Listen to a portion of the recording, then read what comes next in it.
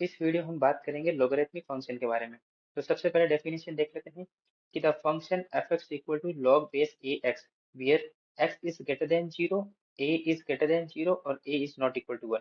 ये डेफिनेशन है किसकी? लोगरिथमिक फंक्शन की। Is called a logarithmic function, जहाँ कंडीशन क्या है कि जो आपके एक्स है ग्रेटर देन जीरो होना चाहिए, ए भी ग्रेटर देन जीरो होना चाहिए और ए की वैल्यू जो बेस है ना वो नॉट इक्वल टू वन होना चाहिए। ठीक है, तो इसके दो ग्राफ होते हैं, ये फर्स्ट और सेकंड।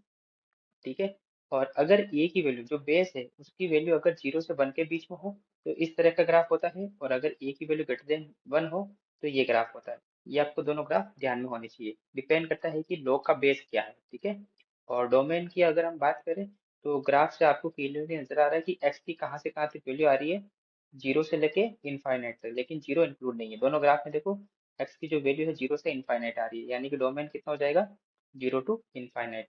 और रेंज की अगर हम बात करें तो ग्राफ से मालूम चल रहा है कि माइनस इनफाइनाइट से प्लस इनफाइनाइट की सारी वैल्यूज आ रही भाई में, इसमें भी और इस केस में भी। तो रेंज कितना हो जाएगा, आर हो जाएगा। और फोर्थ पॉइंट क्या है कि लोगरिथमिक फंक्शन इज कॉन्टिन्यूस होता है। ग्राफ से इजीली नजर आ रहा है कि ग्राफ बिल्कुल भी ब्रेक नहीं हो रहा है ना, तो पूरा पूरा डोमेन के अंदर ये फंक्शन जो होता है कॉन्टिन्यूस होता है और डिफरेंशिएबल होता है उसके डोमेन में। और मैं पूरे रियल नंबर की बात नहीं कर रहा हूँ, केवल डोमेन में, जहाँ लोगरिथमिक फंक्शन का डोमेन है वहाँ वहाँ फंक्शन कॉन्टिन्यूस होता है और डिफरेंशिएबल होता है।